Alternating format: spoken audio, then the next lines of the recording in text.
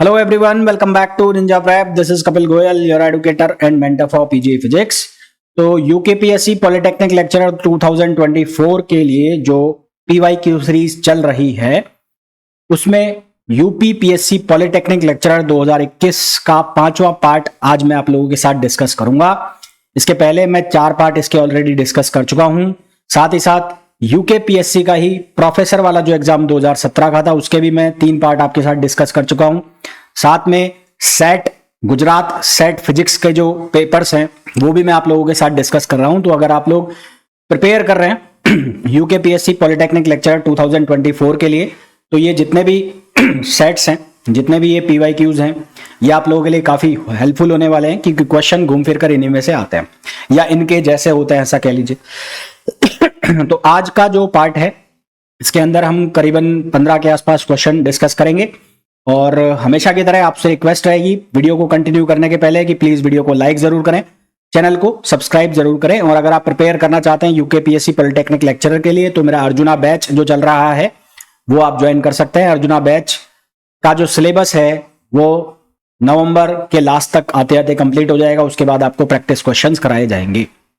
ये जितने भी लेक्चर्स हैं इनके पीडीएफ अवेलेबल होंगे मेरे Telegram group CSIR net physical के ऊपर, है ना। तो यहाँ पर आपको इसके अलावा जो जेस्ट एग्जाम के भी मैं आजकल पीवाईक्यू सॉल्व करा रहा हूँ वो भी अवेलेबल होंगे और पहले के जो लेक्चर्स मेरे हैं वो भी आपको वहां पे पीडीएफ फॉर्म में मिल जाएंगे। साथ ही साथ जो भी लेक्चर्स की अपडेट आती है वो सभी ग्रुप के ऊपर पहले आती है।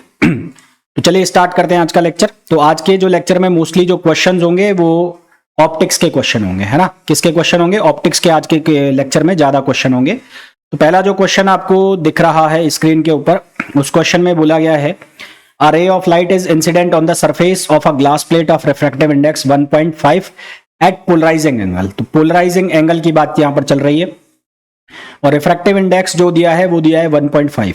तो पोलराइजेशन की कंडीशन है, मतलब जो रिफ्लेक्टिंग और रिफ्रैक्टिंग रे है वो परपेंडिकुलर हो गई। रिफ्रैक्टिंग और जो रिफ्लेक्टिंग रे है वो दोनों एक दूसरे के क्या हो गई? परपेंडिकुलर हो गई। तो यहां पर लिखा हुआ है पोलराइजेशन और पोलराइजेशन का मतलब है कि दोनों रिफ्लेक्टिंग और रिफ्रैक्टिंग रे एक दूसरे के परपेंडिकुलर हो गई। तो ये कंडीशन आ गई और ये कंडीशन आ गई तो यहां पर हम लगाएंगे ब्रूस्टर्स लॉ। तो ब्रूस्टर लॉ ये कहता है कि IP equals to tan inverse mu, ये लिखते हैं ना, mu equals to tan IP। भाई यही तो लॉ होता है, mu equals to tan IP। तो यहां म्यू जो है वो किसकी वैल्यू दे रहा है? रिफ्रैक्टिव इंडेक्स की।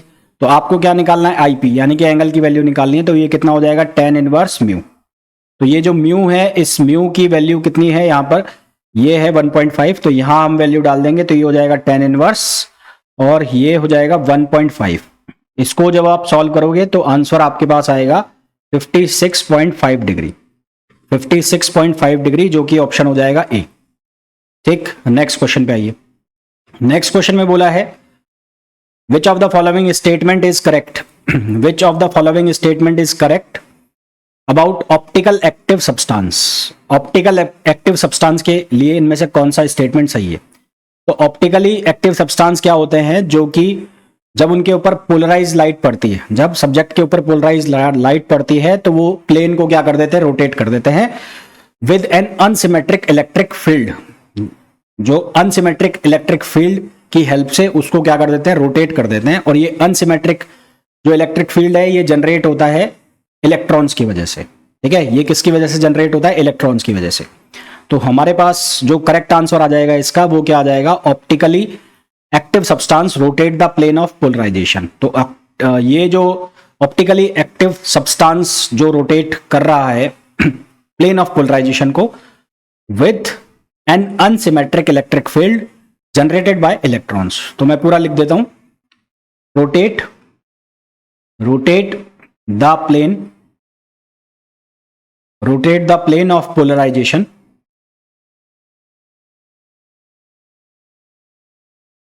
with an unsymmetric electric field generated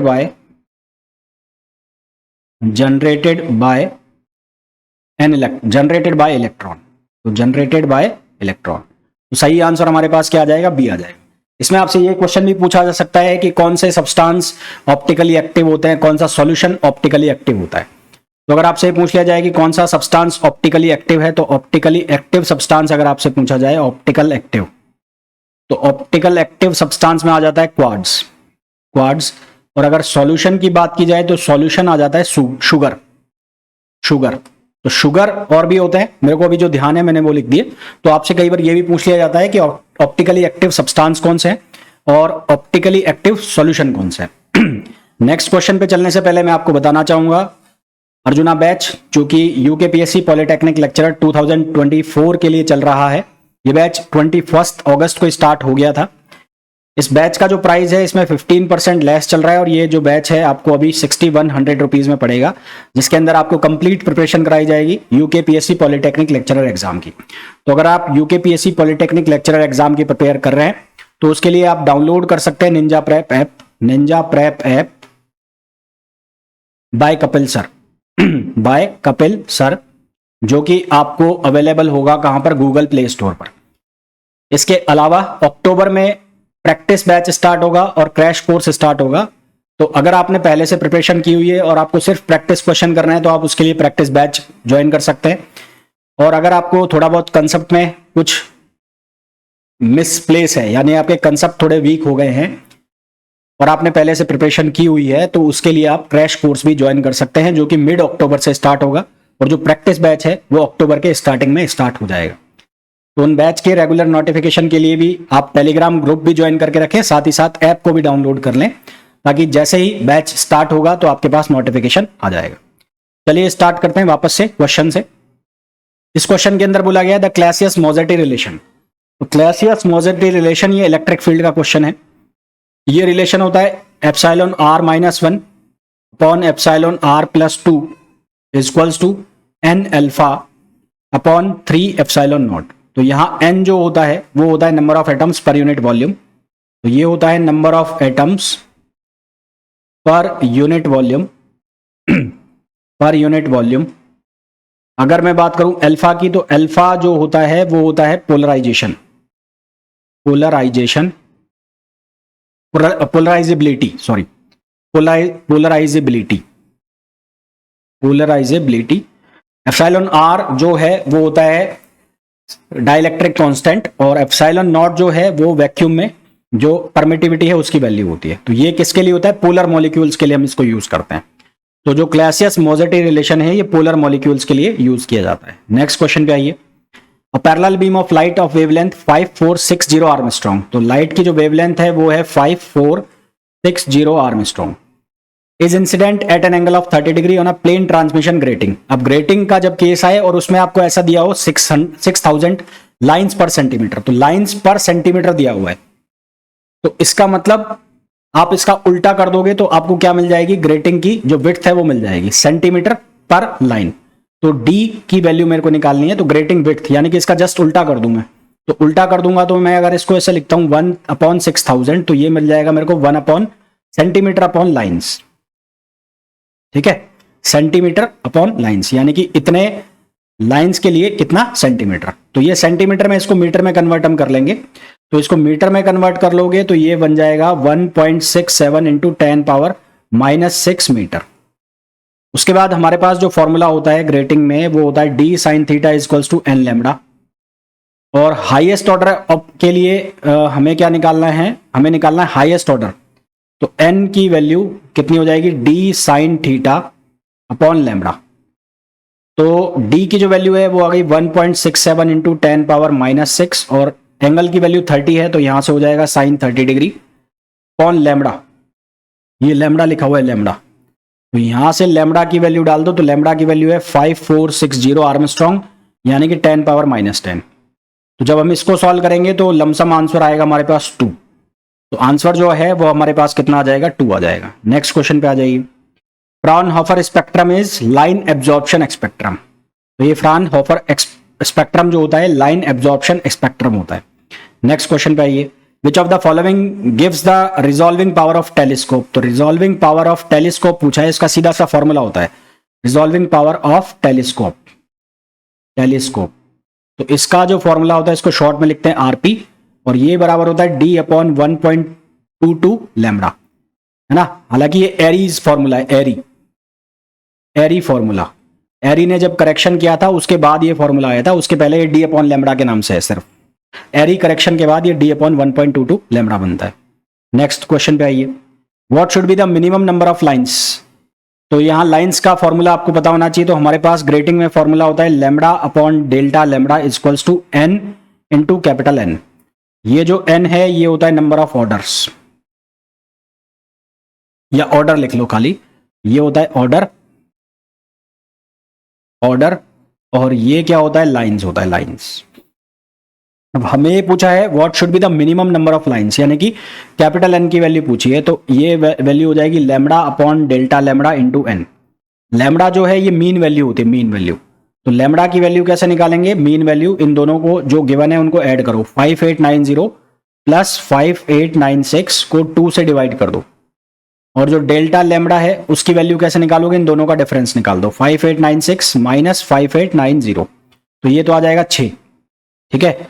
और ये जब करोगे 5890 प्लस 5896 अपॉन 2 करोगे तो 3 आना चाहिए। मैं कर लेता हूं एक बार, 5890 प्लस 5896 अपॉन 2, तो ये आएगा 5893। तो यहां से ये वैल्यू बनेगी 5893, और ये ऑर्डर कितने का दे रखा है, थर्ड ऑर्डर, तो ये हो जाएगा 3, और यहां पर इन दोनों का डिफरेंस जो आ गया वो आ गया 6। तो इसको जब मैं सिंप्लीफाई करूंगा तो इसको डिवाइड किया 6 और डिवाइड बाय 3, तो हमारे पास आंसर आएगा 328।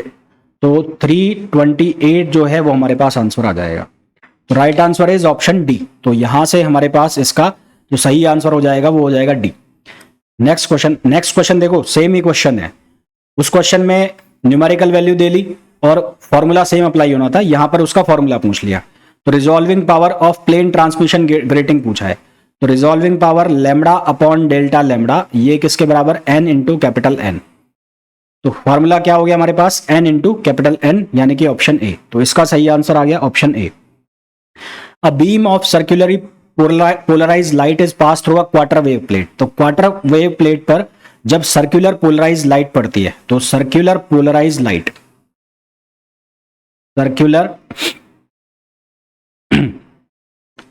सर्कुलर पोलराइज्ड लाइट,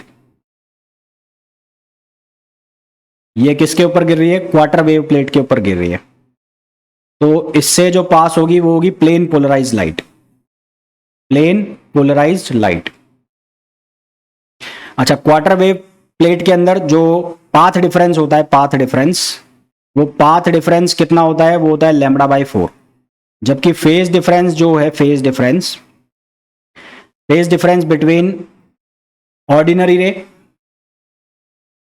रे एंड एक्स्ट्रा ऑर्डिनरी रे, ये कितना होता है, ये होता है π/2 प्लस π/2, तो ये कितना होता है पाई। तो हमें तो सिर्फ ये पूछा है कि जब सर्कुलर पोलराइज लाइट को जब आप गिराओगे इसके ऊपर, क्वार्टर वेव प्लेट के ऊपर, तो कौन सी ट्रांसमिट होगी। तो ट्रांसमिट कौन सी होगी, प्लेन पोलराइज्ड लाइट। तो plane polarized light. Next question पे आइए। यहां पर क्वार्टर वेव का वापस से फॉर्मूला पूछ लिया, क्योंकि यहां पर क्वार्ट्ज है तो ये क्वार्टर वेव का ही यहां पर लिखा भी हुआ है। तो इसका जो फॉर्मूला होता है क्वार्टर वेव का, वो होता है म्यू नॉट माइनस म्यू ई, मतलब ऑर्डिनरी रे के लिए refractive index minus extra ordinary रे के लिए refractive index into T, T का मतलब है थिकनेस, बराबर लैम्डा अपॉन 4। तो यहां से हमें टी की वैल्यू निकालनी है, तो टी की वैल्यू कितनी हो जाएगी, lambda upon 4 mu naught minus mu e. तो यहां पर हम वैल्यू सब्सटीट्यूट कर देंगे, तो लैम्डा की वैल्यू कितनी है, वो है 5000 आर्मस्ट्रॉन्ग। तो 5000 इंटू 10 पावर माइनस 10 हो जाएगा। 4 म्यू नॉट की जो वैल्यू है वो कितनी रखोगे आप, यहां पर गिवन है 1.553, और म्यू ई की वैल्यू है 1.543। इसको जब आप सिंप्लीफाई करेंगे तो आंसर आएगा 1.25 इंटू 10 पावर माइनस 3 सेंटीमीटर, जो कि ऑप्शन हो जाएगा डी। तो इसका जो करेक्ट आंसर है वो आ जाएगा डी। नेक्स्ट क्वेश्चन में पूछा है laser beam has pulse power. तो पावर का फॉर्मूला होता है power is equals to phi into A. Phi का मतलब होता है फ्लक्स, एनर्जी फ्लक्स, और ए का मतलब होता है एरिया। तो पावर जो है उसकी वैल्यू हमें दी है 10 पावर 12, फ्लक्स हमें निकालना है और एनर्जी जो है वो दिए हुए 10⁻⁻⁴। तो फ्लक्स जो हो जाएगा वो हो जाएगा 10⁻12 अपॉन 10⁻⁻⁴। तो ये हो जाएगा 10⁻16। तो हमारे पास जो इसका आंसर आ जाएगा वो आ जाएगा ऑप्शन डी, यानी कि 10⁻16। 16 आएगा ना, ये बी आएगा, बी, ये 4 लिखा हुआ है, तो इसका जो आंसर आ जाएगा वो आ जाएगा बी। नेक्स्ट क्वेश्चन पे आइए। Working of laser is based on spontaneous emission of radiation, stimulated emission of radiation. तो stimulated radiation emission of radiation. फिर हीलियम नियॉन लेजर इज, तो हीलियम नियॉन लेजर जो है वो 4 लेवल लेजर होती है, 4 level laser, 4 level laser similar to 3 level, similar to 3 level. इसमें advantage क्या होती है कि इसमें जो सेकंड लेवल पर लो पॉपुलेशन वाले एटम्स हैं, जो लो पॉपुलेशन वाले एटम्स हैं, जो उनकी एनर्जी है, उनकी पॉपुलेशन कम होती है। किसकी? Low population of atoms at energy of 2, energy level 2 के ऊपर जो एटम्स है वो कम मिलते हैं, किसके अंदर? इसके अंदर। बाकी ये किसके सिमिलर होती है? 3 लेवल के सिमिलर होती है। तो हमारे पास इसका जो करेक्ट आंसर आ जाएगा वो क्या आ जाएगा? सी आ जाएगा। तो ऑलमोस्ट जितने भी मैंने क्वेश्चन कराए सारे के सारे ऑप्टिक्स के क्वेश्चन थे। तो आई होप आपको जितने भी क्वेश्चंस मैंने कराए हैं वो बहुत अच्छे से समझ आ गए होंगे। बाकी के जितने भी लेक्चर्स है वो भी आप लोग देख ही रहे होंगे और उनके पीडीएफ आपको अवेलेबल हो ही गए होंगे अगर आपने टेलीग्राम ग्रुप ज्वाइन कर लिया होगा। साथ ही साथ एक बार फिर से कहना चाहूंगा, जो प्रिपेयर करना चाहता है, जिसने अभी भी प्रिपरेशन स्टार्ट नहीं की है, तो अभी काफी टाइम है। अभी भी एग्जाम की जो डेट है वो एग्जैक्टली तो क्लियर नहीं है, फिर भी एक्सपेक्टेड है कि एग्जाम जो है तुम्हारा मार्च में होगा या मार्च के बाद चला जाए, अप्रैल में चला जाए। तो अभी भी मोर देन इनफ टाइम है। अभी भी प्रिपरेशन स्टार्ट नहीं की है तो कर दीजिए। बाकी जिन्होंने प्रिपरेशन करनी है, जिन्होंने पहले से प्रिपरेशन की हुई है, नेट एग्जाम की या गेट एग्जाम की प्रिपरेशन की हुई है और उन्हें लगता है कि उन्हें बस हल्का सा ब्रशअप करना है, तो उसके लिए वो प्रैक्टिस बैच ज्वाइन कर सकते हैं, जो कि स्टार्ट हो रहा है अक्टूबर के फर्स्ट वीक से। और जिन्हें लगता है कि थोड़ा बहुत उन्हें कंसेप्ट बिल्डिंग की भी जरूरत है और एक बार कोई रिवाइज करा दे, तो वो बैच जो है, क्रैश कोर्स जो है वो स्टार्ट हो रहे हैं मिड ऑफ अक्टूबर से, तो वो भी आप ज्वाइन कर सकते हैं। तो दोनों ही बैच के लिए, चाहे इस बैच के लिए, चाहे क्रैश कोर्स के लिए, चाहे प्रैक्टिस बैच के लिए, डाउनलोड करके रखिए Ninja Prep app by Kapil sir, जो कि आपको मिलेगा गूगल प्ले स्टोर के ऊपर। तो मिलते हैं नेक्स्ट वीडियो में। Till then thank you, bye bye.